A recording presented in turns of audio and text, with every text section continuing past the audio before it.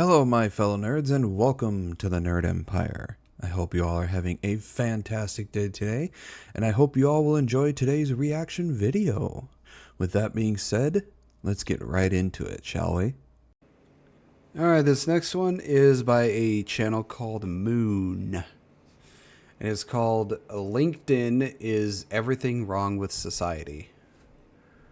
If LinkedIn, I think if I remember correctly, is like a place where you post your resume to try and find a job or something. I'm not exactly sure. I've never used LinkedIn, so I'm not quite sure how it works. I mean, whenever I looked for a job, I always used a site called Indeed.com.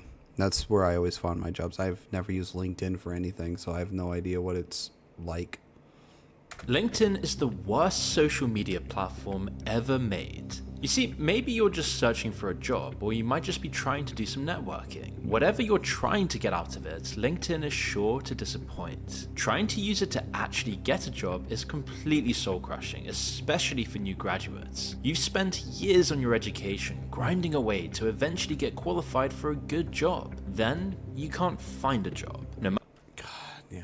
Well, the reason why a lot of people can't find a job is because it's getting to the point where it's like it's oversaturated. People think that just because they're going for a 4+ year degree, that immediately when they're done, they're going to find this high paying job. They're going to start making Uber dollars. It's just like, no, statistically, it is going to take about 10 years for you to start making back what you spent on that college degree, and probably even longer to start making a decent amount of money to live. So it's just like, if you want to go for the 4+ year degrees, you know, by all means, go right ahead. But keep in mind that just because you went for these degrees, it's not going to mean you're automatically going to start making buco bucks. I mean, if you want to go for a short time, like 2 years or shorter, and you want to make some really good money, go for the trades. You know, electrician, construction, mechanic, plumbing, you know, all those things. The area that needs the most people, that is, you know, desperate for people, are the trades. Go for a trade job. They have great benefits. They have great pay. They have, you know, great retainability for jobs, and they're very secure. The trade market is always looking for people, because people nowadays are going more for the 4+ year degrees, and the trade area are the people that are suffering for people. So I recommend going in the trades if you want to make a good amount of money, have good benefits, you know, and job security. No matter how hard you try, you just get strung along by multi-stage interviews and flaky recruiters. That's where LinkedIn comes in. With its monthly subscriptions and promises of a way into the professional world, the platform preys on the hopeful. You can spend months or even years looking for a job on the platform, slowly losing your savings and your sanity as the never-ending search drags on. The worst part is, it doesn't seem like there's an alternative anymore. Today, the site is full of empty corporate bragging, AI-written slop, and con art. Oh yeah, and the other thing is, a lot of these things that are posted on LinkedIn or Indeed, these companies are only posting stuff on there because they're kind of required to. So they're not actually looking for somebody to hire. They're just doing what they have to do for like tax purposes or whatever other purpose they need to. So they'll post positions that don't need to be filled, or they don't want to be filled, and they go ahead with the interview and stuff, and then they just send out saying they found somebody better when they haven't. And they're just doing this because, you know, like I said, either tax benefits, or it's a requirement of them, or for some stupid ass reason. So a lot of the jobs you see out there are jobs that don't need to be filled, or they don't want to be filled, but they just post them anyways. Making a real connection with your connections is very rare, but you've got to try and deal with this all to try and break into lots of industries. The site's full of posts like this. This woman is making up stories about how her LinkedIn follow account finally won her daughter's respect. Hang on. My daughter came home and asked me, "Mom, is it true you have a lot of followers on LinkedIn?" For a split second, she looked like she actually admired me. Apparently, a friend at school looked me up on LinkedIn and gave her the full download.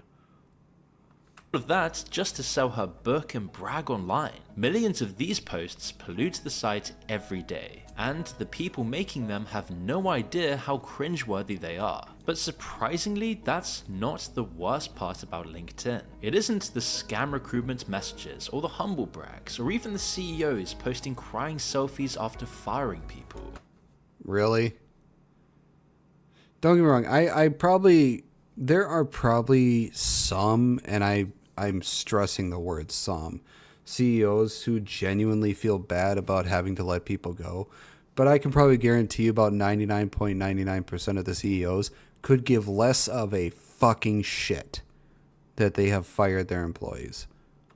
The worst part is that sooner or later, you're forced to join in. In the corporate world, you're massively missing out if you don't adopt a fake persona, fill your profile with inspirational quotes, and pretend. Fuck that. I will never, ever create a persona that isn't me. I can't do that. I don't want people to like me for something that I'm not. I want people to like me for who I am. There is a saying I have gone by for years, and I will always go by it. You can either love me for who I am, or you can hate me for what I've become. I will never change. I will never create a fake persona. I will never be anything but who I am, be it on stream, off stream, in public, in private, any situation whatsoever. What you see is what you get. And if you don't like what you get, well, then I'm sorry, I'm not for you. Please move on. That you live for the rat race. If you don't dance the dance, then your career could suffer. You might have spent countless hours on the site sending out applications and bashing your head against the brick wall of the modern jobs market. But unfortunately for lots of people, it's unavoidable. Today, LinkedIn is a key part of the modern corporate workplace. The culture on the platform is just a reflection of what's going on in offices around the world. Wait. Hang on a second. I made him send a picture of his feet every hour on the hour. No excuses, no angles, no filter. If the feet looked warm, he was lying. If the feet looked relaxed, he was finished. What the fuck?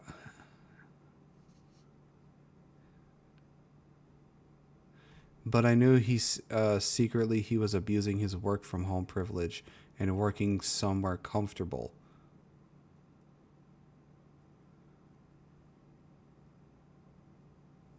What the oh my god, that's just fucked up. I'm sorry, you can't... What's wrong with being comfortable and warm when you're working from home? I don't see the problem. Of what's going on in offices around the world. But as we'll find out, it's also played a role in creating that culture in the first place. And it's all thanks to a man named Reid Hoffman. Now, Hoffman is up there with the biggest names in tech. He lives and breathes Silicon Valley. But unlike other tech billionaires, Hoffman never relied on his image to get ahead. Instead, people knew him as the man with the connections. In the wake of the dot-com bubble in the early 2000s, he was the guy everyone wanted to know in Silicon Valley. If he saw potential in you or your company, then he had 1,000 big names he could introduce you to. A large part of this was thanks to his prominent position at PayPal. People always remember Elon Musk and Peter Thiel from the PayPal mafia, but it was actually Hoffman pulling the strings in the background. Thiel gets the credit for being one of the first investors in Facebook, for example, but it was Hoffman who actually brokered the meeting and introduced him to Mark Zuckerberg. While all of this contributed to his fortune, it wasn't what made him who he is today. Instead, Reed took his focus on connections and turned it into a product. In the late 90s, Hoffman had been involved with one of the first social media networks called socialnet.com. It failed, but the experience taught him valuable lessons about virality and how to get a platform off the ground. A few years later, Hoffman was already rich on PayPal money and had all the connections in Silicon Valley he needed. But he saw an opportunity. While other entrepreneurs were busy messing around with generic social networks, he was going to create one for the corporate world. When it launched in 2003, LinkedIn was very simple. It was basically a way for you to put your resume online and connect it to other people. Hoffman wasn't even the first to think of the idea, but his connections and business sense meant he had the head start he needed. He had a two-stage plan for growth, which he later explained in a 2014 interview with Sam Altman. The first part revolved around getting the very first users on board. For this, Hoffman could just use his growing Silicon Valley connections. How did you get the first million or even the first 1,000 users for LinkedIn? So first 1,000 was easy. We just sent out invitations. The site soon picked up momentum as other big names in Silicon Valley quickly joined in, but it still wasn't nearly enough. Hoffman had to tap into a very human fear, that you're missing out. He needed people FOMO. That is a great tool that a lot of people use because there are so many people who have the fear of missing out. They have FOMO and they don't want to miss out. So they try to be one of the first people so they don't have to miss out. So it's a shitty thing to do, but it is very powerful. To think that everyone they knew was on the site, that they would be left behind if they didn't join in, that their careers would just be overshadowed by everyone else. This was where stage 2 came in, mining people's address books. Probably the key thing that we innovated, and we were the first people to do this, that then caused the growth curve to change, was upload your address book and see who else you knew was in LinkedIn. Hoffman is only showing people half the picture here. He's leaving out how all of this really worked. LinkedIn might never have succeeded if they didn't start pushing their own plugin for Outlook. It seemed simple to the first users. It told them it would just take all of their existing email contacts and check if they were on LinkedIn. Then the site would ask users if they wanted to invite other people. It was deliberately vague. I think there are a lot of sites who do this. It's especially in apps too. It's like they ask if you want to connect your email, they connect your phone, connect all these other things, and to see if anybody's on there, or if you want to invite them to the site. For me personally, I just like no, just don't do that. I'd rather not. Just if they're not on here, they're not on here. Oh well, just no. Making it seem like they could already be on the site and that you were just sending a friend request. Instead though, people would accidentally send out mass emails to the whole address book inviting them all to LinkedIn. Even though it did take around 3 emails on average for someone to join the platform, the sheer volume of invitations was enough and LinkedIn grew like a weed. Tactic worked, and their initial growth projections were incredibly ambitious, but LinkedIn still surpassed them by more than double. Imagine how much better LinkedIn would be today if it just still looked like an address book. You wouldn't have to wade through the knee-high quagmire of scam artists and useless posts. You could just connect with the people you needed to and get directly to the source. The job market would be far simpler and you wouldn't need to spend 40 hours a week applying to jobs just to have a slim chance. Yeah, like I said, I've never been on LinkedIn. I've never used LinkedIn. I don't even have a profile on LinkedIn. As far as I'm aware, I don't. I've always used Indeed because that has always worked for me. I mean, at most, I've been out of a job maybe a few months, but I've always been able to find a job through Indeed.com. It's very simple. It works. I don't need to wade through all the bullshit like apparently LinkedIn has. And, it's simple. Things would still be hard, but they would be a whole lot easier as well. But to monetize his product as much as he could, Hoffman had to go beyond these societal constraints. He had to push people's psychology further. To do this, he hacked into the same fear of missing out that the site had used to grow, offering people who paid further reach than the people who didn't. By 2005, just 2 years after launch, LinkedIn then rolled out their in-mail service. For a monthly fee, people could go beyond the people they had connected with and send spam messages to tons more people. They could even message people over 3 degrees of separation away from them, friends of friends of friends. Their press release even admits that most of these messages wouldn't get replies, but people still ate it up anyway. And so this was the beginning of LinkedIn's monetization. Today, it's grown to astronomical levels, $30 a month for individuals. Hang on. Let's see. Career, get hired and get ahead. Stand out and get in touch with hiring managers. See how you compare to other applicants. Learn new skills to advance your career. That is $30 a month. $60 a month is called business. Grow and nurture your network.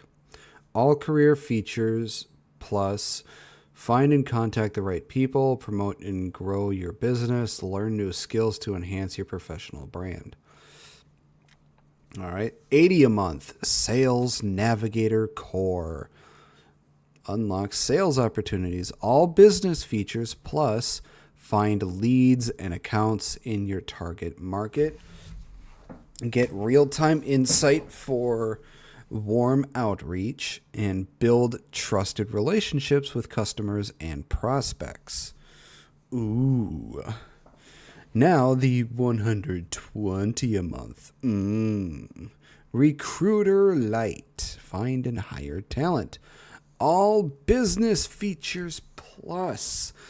I'm surprised it doesn't say all Sales Navigator Core features plus. Find great candidates faster. Contact top talent directly and build relationships with prospective hires.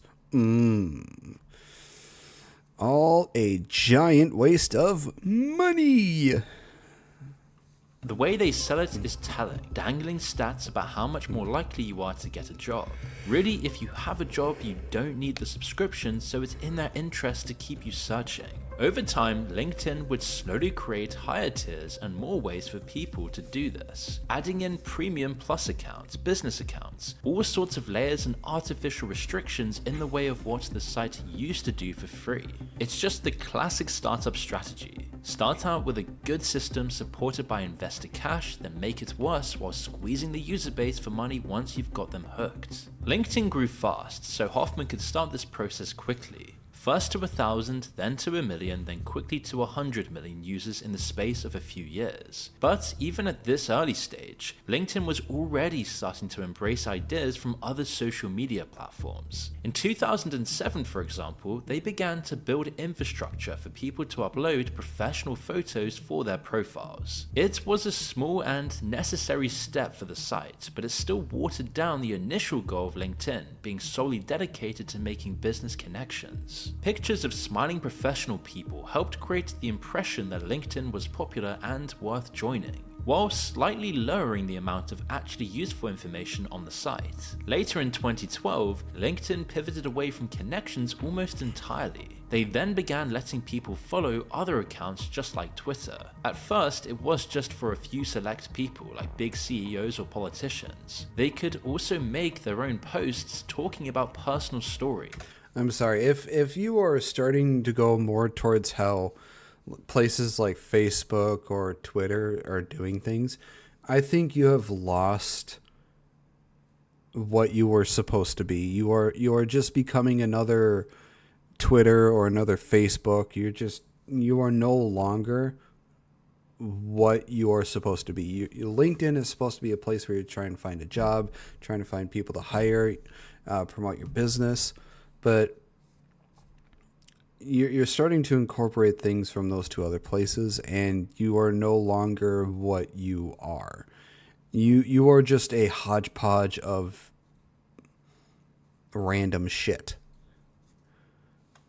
Or their tips for business or whatever else was on their mind. But pretty soon it extended to everyone. People were pushed towards treating the site like a sanitized corporate version of Twitter. that same year they also let people add more pictures, videos, and other personal branding onto their profiles. The platform was now starting to look a lot more like Instagram and Twitter. The reasons were obvious. Like other social media sites, engagement was king for LinkedIn, and they wanted people spending as much time on the platform as possible. This meant hiding the old, bare-bones professional parts of the site, replacing it with more content and visual elements instead. The incentives of getting rewarded with actual benefits like professional connections and job offers quickly moved onto the site itself. No longer was this about getting rewarded with actual benefits like professional connections. See, it's starting to make me see why I would never want to use this site to find a job. Because this place just looks like a site that no longer resembles a place that's trying to where you would go to try to find a job. It just looks more like a business. It looks more like Twitter with the mask of being a business. Like, why would I go here to find a job when it's just, corporate Twitter?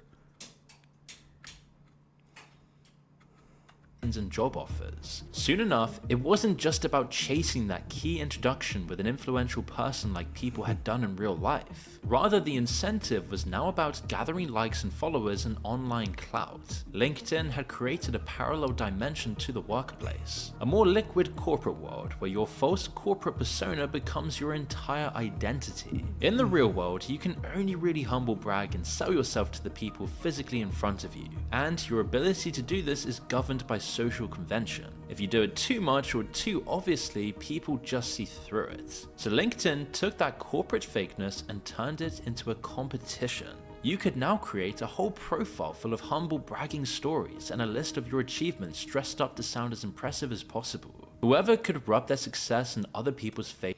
Prospects opting out of my emails with no explanations is personal. I respond by calling them every other day until they acknowledge me. For every action in nature, there is an equal and opposite reaction. The more they resist, the harder I will push in order to break through. This is going to have the opposite effect of what this person wants. The more you push something onto somebody that they don't want, the more they're going to resist. They don't want what you're selling. Why do you keep pushing?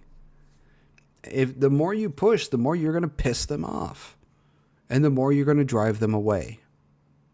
Don't push something onto someone they don't want.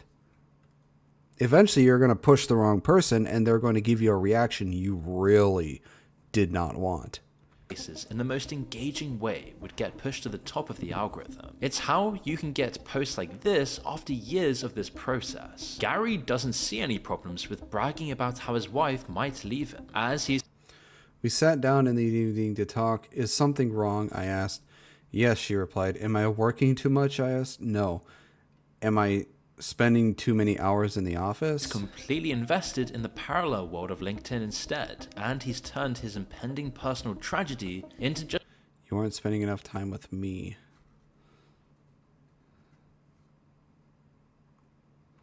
just a lesson for wannabe entrepreneurs. This guy's a fucking idiot. LinkedIn fully intended on creating this ecosystem. In 2015, they fully dove in, adding a social media style content feed they had borrowed from a startup they bought a few years before. This was the final nail in the coffin, and LinkedIn has just never been the same since. Before, LinkedIn had been about enhancing the professional connections you already had and extending your reach. Over its first decade though, that completely changed. The idea became for users to use online cloud to get the job offers and the actual career benefits. Whether that actually worked though was another matter entirely. LinkedIn still dangled the carrot of career success in front of its users' faces, even after it became a pipe dream. You could say that this was all just a coincidence. There were clear reasons to do all of this that any modern tech company could recognize. Engagement equals profit when you're running ads and trying to get people to sign up to monthly fees. Plus, LinkedIn users are some of the most profitable users out there. Lots of people are happy to spend vast amounts of money as business expenses, and LinkedIn charges massive amounts for recruitment features. So why not try and create an ecosystem full of engaging content content, rather than just an address book and a bunch of dry CVs. But it wasn't just profit. Reid Hoffman knew that changing and improving the very nature of the workspace would make LinkedIn an essential part of the modern corporate world. What I'm most interested in is how do we essentially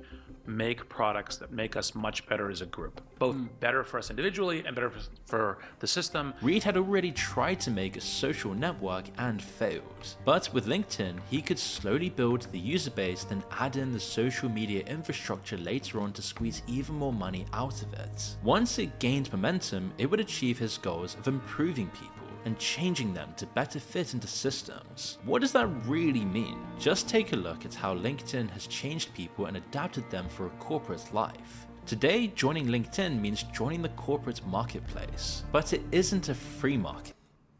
Oh my God. Oh, that's horrible. The $80 for professional for individuals who want to tap into LinkedIn's network and increase pipeline and close more deals. Includes 20 in-mail messages per month, who's viewed your profile, extended LinkedIn network access, advanced lead and company search, lead and account recommend. God, this is just horrible.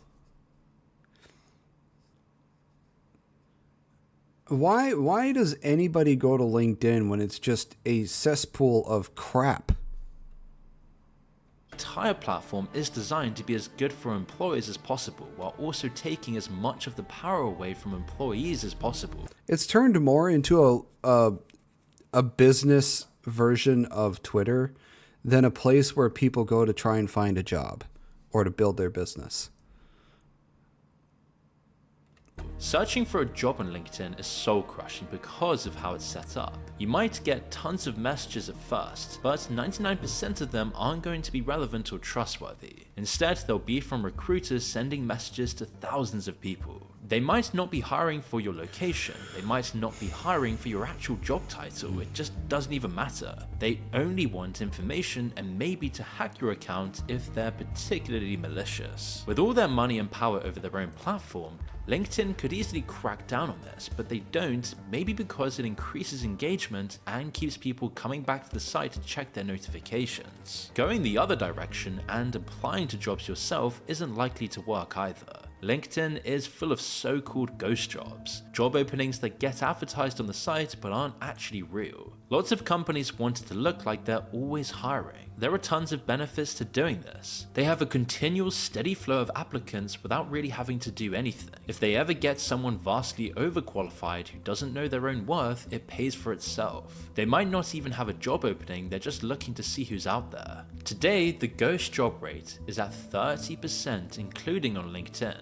In some industries, it's double that. So depending on your job, over half of the applications you spend days working on aren't actually going anywhere. We're not built to deal with these levels of rejection, constantly banging your head against the wall with no reward. But going through this process better conditions you for corporate life. Lots of these problems aren't unique to LinkedIn. Yeah.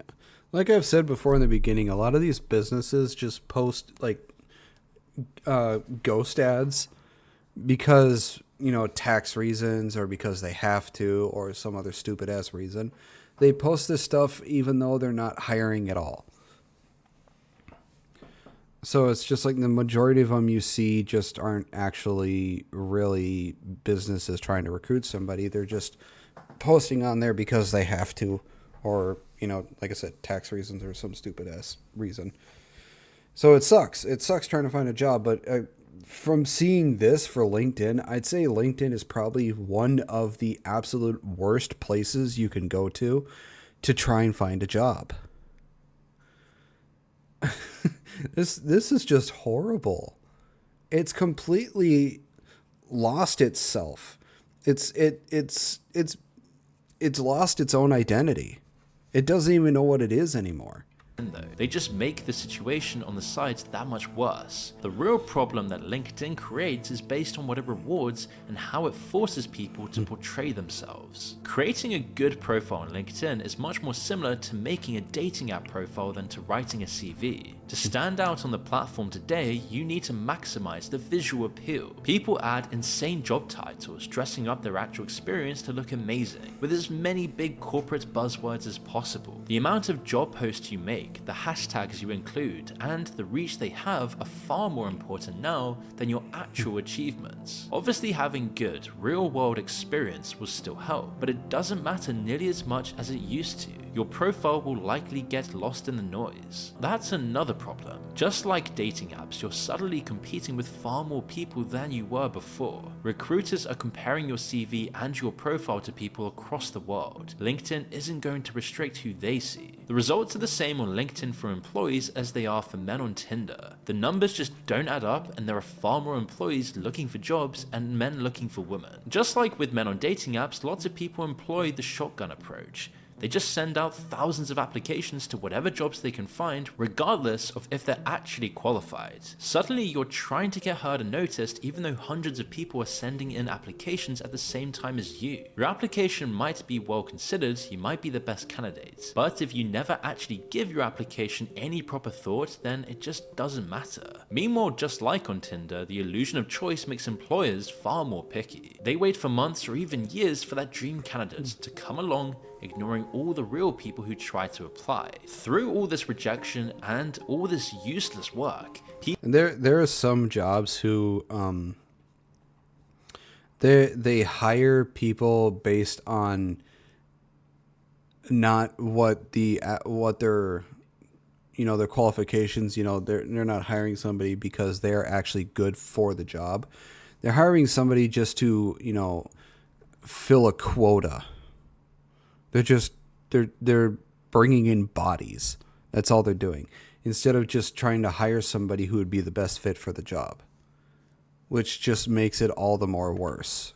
people looking for a job still have to keep up this illusion. They have to pretend to employers that they're happy and positive and so incredibly excited to work in such a fast-paced, innovative company. It's just the same performance that people have done in offices around the world for years. But now LinkedIn has made it a 24/7 process. Don't believe me? People even have to keep up the performance after they've lost their jobs. Just have a look at some of these posts made after Meta fired 11,000 employees in 2022.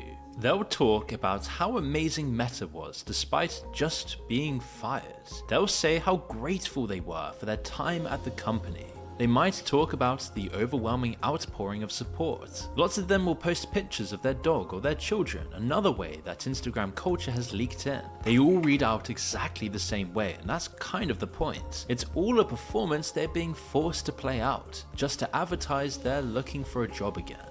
At the same time, companies couldn't care less about how they fire people. They'll lay off thousands with pre-recorded video messages or emails. Some employees have only found out after their security keys stopped working on the doors. This is the final effect of LinkedIn and the reason why it's so malicious to people's sense of self-worth. Before, being fired was the opportunity to finally leave the corporate performance behind. You could let loose, take a deep breath, and for at least a little while be yourself. But today, you have to keep up the facade. The show must go on, and you need to make these kinds of posts, all while having the knowledge that the terrible process of the job hunt is waiting for you around the corner. LinkedIn is only going to get worse. Now AI has made the platform even more full of spam. Anyone can get ChatGPT to write an emoji-filled post about synergy in the workplace. I'm sorry, if you were working in the professional space, you shouldn't be using emojis. You shouldn't, because it looks very unprofessional. I've seen some emails some messages, things like this, of people who are in a professional workspace who are using emojis like they just, why? Why are you using emojis? You are a professional worker who is making a professional email or professional post. You look unprofessional when you are using emojis. and LinkedIn will spread that slop to thousands of people. Meanwhile, LinkedIn is hoovering up all the posts and data to train their own AI models, including all the information you put on the site about yourself. If you don't want that happening, you need to leave now. Now, you should do whatever it takes to succeed, but at the same time, giving in and going along with this modern corporate performance isn't truly necessary. To keep yourself sane and to keep some part of you alive, you can't give yourself completely to the corporate rat race. Otherwise, you might just end up actually believing in all of this nonsense. I used to love teaching. LinkedIn is the worst social media. Yeah, this sounds like a really just... It sounds like a very god-awful site to go on to try and find a job because it's no longer a place to find a job. Like I said, I know I'm repeating myself. It's a corporatized Instagram or Twitter. That's all it is. That's all it's turned into. It used to be a place where you could make connections, promote your business, and find a job, but now it has completely erased its identity and just created something stupid. This is no longer a place you go to find a job. It's just it's not. It's horrible.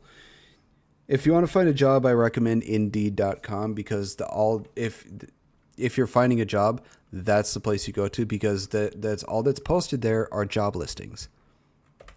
Not stupid shit like this. Well, that is the end of this video. I hope you all enjoyed it. If you did, please make sure to give a like and subscribe. I post videos 3 to 5 days a week here.